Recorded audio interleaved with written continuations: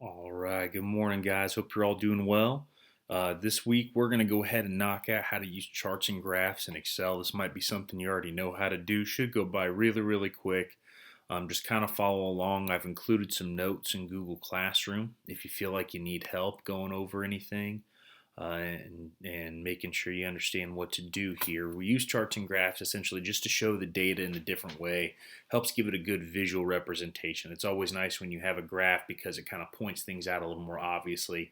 It all kind of varies on the different types of graphs that you use. All right, so we're going to go ahead and get started. The first thing I would make sure you do is that you save this spreadsheet in your Excel folder as the same name. So go ahead and take a second here. You can pause the video, go save this in your Excel folder to make sure you don't lose it. All right. So we're going to go ahead and jump right in. The first thing we want to do is if we're going to create a chart or graph, the first thing you have to be able to do is two things. Number one, you got to select the data you want to put in the chart or graph. All right, so we're going to go ahead and select our cell range of A4 through C13 here on this production by countries tab. All right, so I'm going to select A4 and drag through C13. We always want to select data if we're going to insert a table or a chart of some kind. All right, so we're going to go to the Insert tab. And right over here on the right side, it gives you an idea of the different charts that you have on the Insert tab. Right here in the middle, you've got all these different versions, bar graphs, line graphs, pie graphs, a scatter plot, whatever you need. It even gives you an idea of what you should use here, what you could use. But for right now, we're going to go ahead and do this 2D line graph, this very first one right here. Okay, so we're going to go ahead and click on this, and we get our chart right here. Okay, now the chart's a little bit small, so the first thing I always suggest doing is resizing your chart over a different cell range to make it a little bit bigger. Okay, so you can do this one of two ways. I can either use the corner to click and drag, or I can click and drag moving the chart. Now, if you're going to move the chart, always do it from a blank area in the chart. You don't want to grab on the title or the middle here, because what will end up happening is you move stuff around. But we're going to go ahead, I'm going to click here, I'm going to drag the upper left corner up to E2 right here, and then I'm going to go to the bottom right corner. I'm going to drag this down over about M19 or so, something like that. There we go. In fact, I might go ahead and leave that right there. There we go. So now we see our line graph here. This kind of represents the two different years that we've had of this cocoa bean production in the thousands of tons, right? For all these different countries in Africa, these are the 2 years that they have recorded of how many thousands of tons of cocoa beans they've produced, okay? So we kind of see that change over time for each country here, all right? So once we have our line graph here now, the first thing we want to understand is with our chart or graph, when I have the chart selected, notice you see some of this stuff highlighted here. This kind of tells you a representation of the countries, the data, the two different series that are here. You can always go through and add it and change it. So let's say I don't want to include Indonesia on my graph. I can just have through the Dominican Republic. That's fine, right? So if I were to come through here and I delete this, that's okay. All right, you can do the same thing right now. We can just end it with the Dominican Republic for now. All right, so we've got that taken care of. What happens if we add information, right? So let's say I insert a new row 10 here. So let's insert a new row 10. So you right click on the number 10 over here, and we're going to choose Insert. And notice we have a big chunk missing in our table, right? This updates in real time, so you don't have to worry about redoing your chart again if you're going to add data in here to what you've already put into the chart. So we're going to add in what we call Papua New Guinea.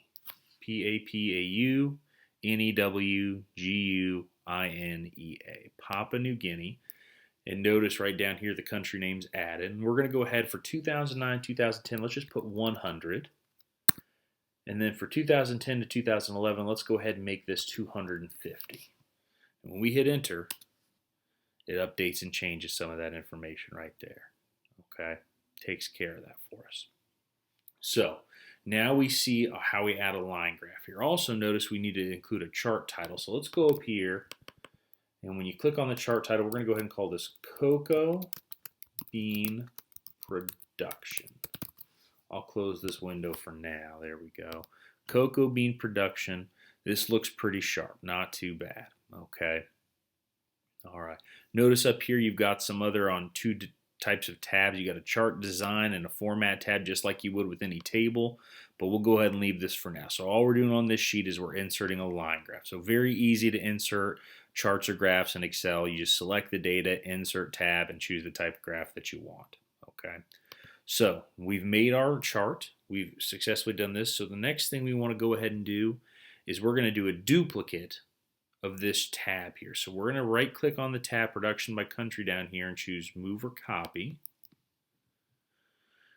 And then we're going to go ahead and choose to create a copy. And we're going to put this before the production by region sheet, just like this. So you choose production by region and create a copy. We click OK, and now we have two identical tabs. All right. Let's go ahead and do this on the first tab. Let's rename this one line graph. And on production by country 2, let's rename this one to bar graph. So you can probably figure out what we're going to do. First thing we want to do is we want to delete a chart. If you want to delete a chart, again, just select a white area of the chart and you can hit delete on your keyboard. Okay. Notice again, let's say I click on some of these specifics and I click delete, it just gets rid of some of the specifics in there sometimes. All right. Or if I click on this and I try to hit delete. Okay. To delete the whole chart, just click in some blank area of the chart and hit delete right there. Very easy. Okay, on your keyboard. So once again, if we're going to insert a bar graph, the first thing we have to do is select our data. Okay, so I'm going to go ahead and click and drag through from A4 through C13 again. A4 through C13 here. And I'm going to go to my Insert tab. And this time, let's go under the bar graph option up here, or column graph, whichever one you want to look at it. And let's do this 3D column right here, the 3D cluster column. All right. So we have this 3D column. Once again, I'm going to resize this up to E2, excuse me, and take this one down to about M19 or so, right there. There we go. All right. So when we have a bar graphs are really great when you want to see the highs and the lows of the data specifically. And now that we've done this, we also want to see how we can add some other elements to our chart. Okay, whether it's you want to add some column text over here or a row text down here to kind of show what these represent. We want to put data on top of each one to show what the number is. We want to change colors, whatever that stuff is. We're going to show you how to kind of format the chart here. All right. So the first thing we want to make sure that we do here is we're going to go ahead and click on the title. Instead of having that there, let's go ahead and click delete. And let's say we inserted a chart with no title and we need a title on our chart, right? Again, when the chart is selected here, on the Chart Design tab, on the far left side, you have this Add a Chart Element button right over here, this guy right here. All right, so I'm going to click on him. And notice you have all these different options of what we want to do here, right? So the first thing we want to do is put in a chart title again. So right now it says none, but we're going to go ahead and choose one that says above chart.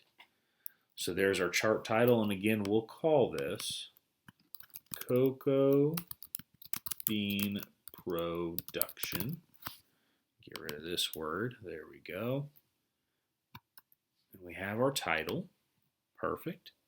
We also want to add our horizontal axis and our vertical axis here, the Y and the X. We want to go ahead and add a little bit of a label there. So we're going to go back to our Add Chart Element. And we're going to go to the axis titles this time. Let's do the primary horizontal. Again, we just click on the Add Chart Element, axis titles, primary horizontal. And these are obviously countries. So we'll just come down here and label these as countries. All right. Again, I'm just in my chart area. We also want to add our vertical one. So we go to Add Chart Element, axis titles, primary vertical. And notice the text looks a little bit sideways here. That's okay. You can still triple click or double click or click and drag wherever you want. But we'll go ahead and say for this one, this is cocoa beans. And I'm going to put a parentheses and put thousands of tons. Thousands of tons. Cocoa beans and thousands of tons. Oops, I forgot my parentheses at the end there. There we go. Let's go up just a little bit higher. There we are. Boom. Okay. So we added those. We've added a title. We've done all those things. We can even add data labels. So we're going to set this chart up that on top of each column, we're going to see the data label that goes with each number here. So we're going to go to Add Chart Element, and we're going to go to Data Labels here. Okay. And what we want to choose is we're going to choose the one that just says outside end. Okay. Outside end like this. And I don't see the number showing up. I apologize. That should work for us. Data labels. Let's go to more data label options. We'll try that. There we go. More data label options, and now we can kind of see those numbers a little bit. I apologize there. So we have them here. Again, you can see what shows up if you click on number. We could change those and format those to percentages. We could do lots of different things, but we'll go ahead and leave those there for now. Okay. All right. So just to see that again, I'll click undo here, see if it undoes. There we go. I'm going to go to my Add Chart Elements, Data Labels, and more data label options. And there they are. Okay. Perfect. So we're going to close that window, and we have our data labels, right? I could even go through and change the colors of my columns here, right? So notice when I click on a column right here, if I click on that, notice it selects all the columns that match that. That's what we want, right? If I double click on it now, notice that only this one is selected. So if I try to change the color here, I'm only going to be able to change one color, right? So if I do this, that changes that column. Well, I don't want that. I want to change the entire column here selected. So again, I'm going to go back, select the table, and just click on the column once. And now that I have the window pulled up, I can do it one of two ways. Okay, on my chart format tab right here, I can change the colors just like I normally would, right? So if I make these guys purple, they're purple here. I can do the same thing from over here. That's easy, all right? So I'm going to change that one, but on these guys right here, this time I'm going to go ahead and do let's do a pattern fill. And we're going to fill it with a nice little checkered pattern here. But this time I also want to change the color. We're going to make this one, let's see, what goes with purple? Let's do a nice gray. There we go. I can even change the background color. Let's make this one black. There we go, just like that. So you can change these to a lot of different things and format your table any way you want. That's okay. What other color schemes and things that you want for yours, that's fine. But you see how you can add some elements to the chart once it's made. Very, very simple, okay? So we've got that taken care of. Here's a good opportunity. Make sure you're clicking save on your work. Make sure you're hitting Command S to save. Take a pause and do that real fast. And when you're ready, we're going to jump back over to this last one, which we're, again, production by region. We will rename pie chart. Go ahead and save, and we'll get started here in a second. Okay. So lastly, just like we've been doing, we need to insert a pie chart. So I'm going to go ahead and select these pieces of data a little bit smaller this time. And right down here under pie, we'll just do a 2D pie. And now that we have that, let's resize this one up to D2. And we'll take our bottom right down to about, just like usual, about M19. Make it nice and large here for us, all right? So pie charts are really, really good when you just want to show how everything breaks down as a percentage of the whole. And everything's a percentage of the whole. So we see how all of these make up the total for these 4 countries here, right? So again, we just want to do some quick formatting on this and edit it. Let's say I wanted to put a legend in here. Notice that our legend is on the bottom. I could try to click and drag that over to the right, but it doesn't quite work as well. Instead, what I can do is go to my Add Chart Element and go to Data, my legend, and let's put this on the right. Jumps it over to the right side for you very, very easily. Notice it changes the position of the chart a little bit, and that's okay. Let's also go ahead and update the title to say Cocoa Bean Production. And the other thing we want to do is 2 things. We're going to add some data labels here, and we're going to change the color of each individual pie. So notice again, when I click on the pie, it selects all of them at once. If I want to select one specific piece, like this large one here, I'm going to click on that, and now just that piece is selected. So again, on my chart format tab, I can change the shape fill color to any color I want. Let's go ahead and make him red. And I'm going to change each individual slice to a different color just to kind of see how it breaks down, right? We'll go to just kind of our basic color scheme here, and we'll go ahead and change you to a nice bright blue there. There we go. So I've changed each of my slice colors doing it that way. If I could click on my chart here and I double click on this one slice, again, I can change that specific color from right over here too. Either way you want to do it, all right?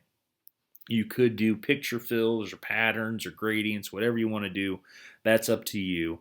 I'm just showing you a quick, simple edit to it, right? One cool thing I really like about pie charts is the one thing we do is what we call exploding the pie, right? That's where we can take a slice of the chart and actually pull it away from the rest of the chart a little bit, right? So since this one, the Ivory Coast, is a little bit larger than the other ones, we can resize and pull him away a little bit to kind of separate it, right? You can easily click and drag him back.